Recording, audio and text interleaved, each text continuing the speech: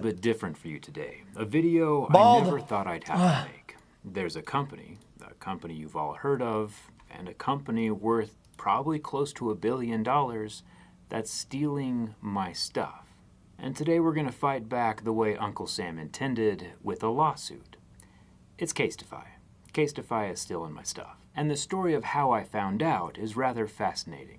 It all started back in December of 2019 when I decided to upgrade my cell phone. I went from a Galaxy S8 to a Note 10 Plus, and little did I know that that upgrade was going to land us in court. It was that exact day when I launched the Teardown skin with my friends over at Dbrand. Teardown is obviously a line of cases and skins that show the inside of your device on the outside. It's kind of what I do, and Dbrand and I go to extreme lengths to ensure that every Teardown skin is an accurate representation of what's actually on the inside. But that also doesn't stop us from sneaking in a few Easter eggs for people to find. For example, on the back of this Galaxy S23 Ultra ribbon cable, it says glass is glass and glass breaks. Definitely not something Samsung would ever put inside their device, but that is something I say very often, and we toss a few of these treats onto every skin. These Easter eggs are going to be extraordinarily important here in a second because extraordinary claims of theft require extraordinary proof. Luckily for me, though, Casetify is more like the Home Alone thieves and less like the Ocean's 11 thieves. But I'll get to that. Keep in mind that this is a true partnership between Dbrand and I. We share profits like partners, and we're constantly growing the product line and figuring out which devices to support next. Since that launch in December of 19, we've supported over 100 devices. This is like a gazillion views. Ones you support us, or until Apple stops making iPhones. We'll care about this shit. But let's go back. What did Casetify do to warrant all of this negativity? Well, back when Twitter was still called Twitter, someone tagged Dbrand in a post pointing out that Casetify was selling a Samsung Galaxy S23 phone case with the internals of an iPhone. And not only that, every single product they were selling was using the exact same iPhone image. The average person might not have been able to spot the error, but anyone watching my channel could have spotted the internal differences from a mile away. Dbrand being Dbrand took a little shot at Casetify, which is fine, just a little Twitter banter between companies. Dbrand and I continue along our merry way making accurate teardown products while Casetify is dressing up Androids like iPhones. No big deal. I thought that was the end of it. But it wasn't. A few months go by and we get tagged in another tweet. Settle down! I found a product like Teardown, but more expensive. Clicking the link, it takes us to a landing page for a new product line from Casetify. Oh, and they have their called Easter eggs Inside copied Out. in. Let me guess. And when you click to the website, check it out. They did it. A much more accurate look at the insides, and normally I'd be very proud of Casetify for actually taking the effort to actually portray the insides, because I see it. I get it. Right there, there's the Easter egg right there, and they copied it. So instead of doing their own thing, it is the same. It just proves that not only it's inspired, it's literally a copy of the fucking their actually thing. portray the insides. Because I'm not the only person on the planet who likes to take things apart. I don't own the idea of repairing things yourself, or am I the only person who appreciates the beauty of internal hardware? If Casetify went back to the drawing board, purchased a bunch of phones, took them apart, scanned the internals, but properly Nintendo did it first, by the way. Bring on the competition. If that's what they did. Spoiler alert, that is not what they did. Do you remember all those Easter eggs I told you about earlier? While we were scanning this new competition from Casetify, we noticed something interesting on their Galaxy S23 Ultra case, which I happen to have right here. The print quality is extraordinarily subpar, but I think you'll be able to notice what we notice right here on Casetify's case that Casetify sells on Casetify's website. Glass is glass and glass breaks. I know for sure Samsung didn't put that there, so what's my phrase that I use all the time doing on one of Casetify's products? After seeing this, we decided to investigate a little further. Check out this R0807. If you've been around long enough, you'll know that this is a reference to Dbrand's robots, R-O-B-O-T. And one more, here near this Lego-style ribbon connector, it says CTFY, surrounded by a trio of 11s. 11-11-11 isn't just the day Skyrim came out, it's also the day that Dbrand started their business. Now why would Casetify include the day that Dbrand was founded on their products? Unless... You see where I'm going with this? Let's take a look at my Galaxy S23. So there's yoinking! You have the same 11-11-11 around the subscribe ribbon, and the robot Easter egg is also front and center. Would it surprise you to learn that nearly every single Casetify product on my desk right now has at least one of our Teardown skin Easter egg? Okay, chat, guys, hold up, but guys, I know this is probably like a lawsuit thing, and they're right about this.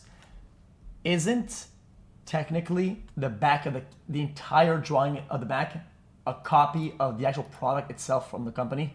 If it's just a picture of the inside of the phone, I mean, they're yoinking the inside look of the phone. Eggs on it. I'm starting to think that Casetify's inside-out product line isn't as authentic as they say it is. Oh, it's Even when we first noticed stylized. that our Easter eggs were showing up in Casetify products, and we both couldn't figure out why Casetify would create their own version of Teardown and painstakingly recreate the Jerry Rig Everything Easter eggs. Unless Casetify didn't recreate the Jerry Rig Everything Easter eggs, and the ones that are left left behind in their rush to ride the Teardown train. To put it another way, maybe Casetify didn't digitally recreate my glass is glass and glass breaks, or Dbrand's pyramid, or the 1111 watt-hours on this Pixel 7 Pro. The Pixel 7 Pro actually has 19.25 watt-hours of battery capacity, but Casetify wouldn't know that since they probably didn't even take apart a phone to get this image. And if you squint really hard, you can literally see a cut and paste of Dbrand's logo on Casetify's case. I'm starting to think that these Easter eggs are still here because Casetify didn't realize they were transferring over a decade's worth of inside jokes and connections that I have with all of you as they stole the Teardown designs. Casetify did attempt to remove some of the more obvious Easter eggs, but that kind of makes it worse. This is Home Alone skill levels of thievery, and if you haven't watched that movie, I highly recommend it. You might be thinking to yourself, hey Jerry, why would they do this? After all, isn't it a simple scan device they print out and slap on a it's a lot of case? Easter eggs, but I only see one Easter egg. What you see behind the scenes. What you're seeing here is a sped up recording of what it looks like to create a Teardown skin for the iPhone 15 Pro. We first scanned the phone in ultra-high 2400 DPI resolution, giving us an image up to about 41,000 pixels wide by 30,000 pixels tall, enough detail to print out on a billboard. Then it takes about 10 hours worth of editing a first draft in Photoshop before producing prototypes, making adjustments, and getting it ready for mass production. Nearly every imperfection gets cleaned up while taking a few creative liberties to spruce up the internals, like undressing the wireless charging pad so its bare copper coils pop better. Not only is it a lot of work, but we put the same level of attention onto every device in the Teardown product line. I'm not kidding when I say we put over 10,000 hours into editing alone. Okay, fair enough. Looks like in the initial scan. So they have a good case of like it's their own, even though it's the inside of a phone, it's still their own product because of they just recreate the whole thing instead of just kind of doing a copy-paste render. And what it looks like after we are finished with it. It's just as much of a work of art as a realistic representation of the internals. The original images are just like what you'd see in one of my teardown videos, and the polished up image in incredible Fair detail enough. with Easter eggs added is what you get with a teardown skin or on a teardown grip case. It takes a lot of work to make a teardown skin, so I think you can see why we are a little upset that a massive company, whose by their own CEO's admission is worth close to $1 billion, might have just swooped in and copied 10,000 hours worth of work. But there's more. In order for us to confirm our suspicions, dbrand conducted an experiment. I'm going to show you a video, and on the right is our artistically perfected teardown skin for MacBooks, and on the left is Casetify's inside-out case for MacBooks. Now watch as we take the entire chunk of the MacBook teardown and move it over to Casetify's product. You might be surprised to notice how perfectly they match up. Or, considering everything you've seen up to this point, maybe you aren't surprised anymore. We're going to flip between Casetify's image and the one we just made with our teardown skin. We did this for every single one of Casetify's inside-out products, and sure enough... Oh my god, is my brain destroyed? Wait, is he slowed down? Wait. We did this for every single one of Casetify's inside-out products, and sure enough... We did this for every one of Casetify's products. What every the fuck? single one failed our plagiarism test. Literally all of these Casetify designs you're looking at, from Pixel to Samsung, weren't made by Casetify independently taking apart devices. Oh my god, I'm going digitally fucking crazy. I'm going reconstructing their crazy. Internals. They were made from our teardown designs. And to add insult to injury, if you look at Casetify's website and check out their, my Galaxy Z Fold 4 case, it looks just like a normal ripoff. But if we zoom in, we notice a random extra camera lens at the top of the picture, a portion of a fourth circle. Turns out it's not just a random camera lens, it's literally the camera from our teardown product image on our product page. So not only did Casetify steal our teardown products, but we also think they didn't have the decency to buy them first and scan the real thing. Wait, they Wait, they didn't even check the product to see if the cameras would line up with the real ones. We could see the. That's insane. Okay, that's It appears insane. as if they went to our teardown product page, right-clicked the image, saved it, and used it for their own profit. And to be fair, this isn't the first time someone has tried to rip off our teardown skin, but Casetify is not a mom-and-pop shop. They are a global brand with a nearly $1 billion valuation, with a B. Considering their size and cash flow, I don't see why they couldn't just buy a few phones, take it apart, and do the work themselves. Because they can just fucking break the law like at a massive scale, and even if there's a little bit of pushback on a lawsuit, they could probably just settle and just fucking call it a day because they'll get away with like 99% of them, which is pretty much what I do on YouTube.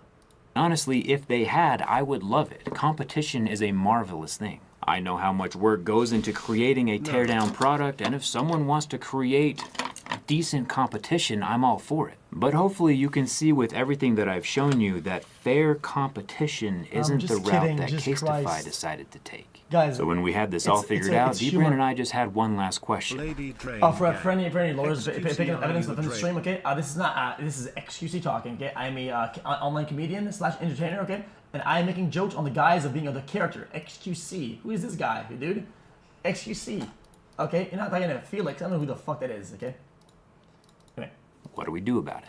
I'm not normally a legal action kind of guy, but I also don't get ripped off by billion-dollar corporations every day. I could call them out on social media, of course, or Dbrand could tweet some witty tweets, but at the end of the day, in this David and Goliath situation, Goliath doesn't have the obligation to remove my products from their website just because I made a video calling them out on it. So instead, we're giving them something they can't ignore, a lawsuit. If you're watching this on the day it's uploaded, and I hope Casetify is, we've officially filed a federal lawsuit against Casetify for copyright infringement as of yesterday morning. Uncle Sam has indeed been notified. The legal system isn't exactly known for its speed and efficiency, especially when dealing with an international company overseas, but when I do have any updates or any information, I'll be sure to let you know. But it's probably going to take a while. This isn't about the money. Theft is just not cool, and I think the biggest way we can teach Casetify a lesson is with a multi-million-dollar lawsuit. Getting hit in the wallet is what hurts these giant corporations the most. There is a real possibility that no one wins here. I think they stole something, and I think they know they stole something, but the wheels of justice turn extremely slowly. And if by chance we do win, you won't find me. I mean, not only slowly, they could probably fucking extend the case for fucking years on end by just doing a bunch of bullshit and motions and blah, blah, blah, blah. And this is just going to be a fucking disaster. It'll cost fucking millions over the years, and then he loses this. In a new Ferrari or a private jet, I'll turn Casetify's thievery into furnishing my wheelchair manufacturing facility with laser cutters, CNC mandrel benders, and just give away wheelchairs for free as long as I can. For the past 3 years, I've thrown every extra penny I have at my wheelchair manufacturing business, and if we win anything, I'll continue to do just that. I don't know what Dbrand's gonna do with their cut, obviously. Maybe buy a hot air balloon with my face on it, or build a life-size pyramid in their parking lot. Something strange, probably. But for me, it's not about the money, it's about the message. Don't right-click my stuff. Lawsuits aren't cheap, though, and normally I would say if you want to help us thwart thievery, you could just buy a teardown skin. Chat, I forgot, chat, guys. I talked to somebody, chat, and you kind of walked me through. Guys, it's something that Walmart does. Chat, guys, it's illegal fucking like whole like technique shit, right? It's like the Walmart way or whatever, right? With lawsuits and shit. Chat, what is that called? Where you're just gonna extend forever and just don't give a fuck, and people have to give up and shit. But I imagine most of you watching this probably already have It's like a legal strategy. So Dbrand and I created something a little special instead. An all-new X-ray skin. It's a state-of-the-art method of getting the incredible real details of the insides on the outsides. You can think of it as Teardown's monochromatic cousin. Check out the pen detail on the USB-C charging port of the S23 Ultra, or the leads on the speaker inside the iPad Pro. Or even better yet, the turbofans and vapor chamber on the MacBook. Unlike Teardown, where we physically disassemble a device and run it through a high DPI scanner. Well, I hope I don't get fucking sued for stealing the video. I hope this was transformative enough. I'll link it in the chat. This was Jerry Rig Everything. Here's the video, bald. And pick up your litter, please. I'm sorry, Baldy. You can call me Baldy or like. Don't bother me. I didn't call you Baldy, Baldy. Yeah, 10-4, just wanted you to cast your eye over a fact. What's your name, please? Mister. Give me your name and address now or I'll arrest you. Name and address now or I'll arrest you. Right, my name is... You're under arrest. For what? For what? You swore at me, I warned you. Now you won't give me your name and address. For what? Because you swore at me. Now you won't give me your name and address. That means I can arrest I'm you. under arrest? Yep. You got this on camera, sir? Have you? I'm under arrest for what? In you get. Chat, this guy's gonna base that I'm though. under arrest because I didn't give him my name. Partially. After making the arrest, the officers noticed something strange.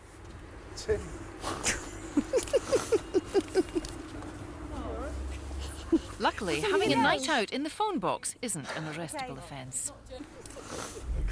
In the van, the Joker still hasn't learned his lesson and continues to give the officers grief. You bear in mind that local knowledge is extremely limited if anything.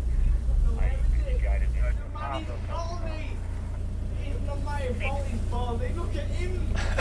He's not got no hair as well. He fixed his hair because he's bald. Walk down, please. Walk down nicely, you know, like a good citizen. Good chap. Then make your way towards the door, please. You know, I don't want to be on fucking telly. These police officers arrested me for nothing. Absolutely no reason. For not giving my name. See what I mean? Police brutality. Oh no! Please don't do it! See what I'm saying, mate? Makes good TV, doesn't it? After a night at the cells, the Joker refused a fine for being drunk and disorderly. The matter will now have to go to court. My name. See what I mean? Police brutality. Oh no! Please don't do it! See what I'm saying, mate? Makes good TV, doesn't it? After a night at the cells, the Joker refused a fine for being drunk and disorderly. The matter will now have to go to court. He refused. Dude, he did all that and he refuses the fine. He could have just gone. Dude, look, he just walked out.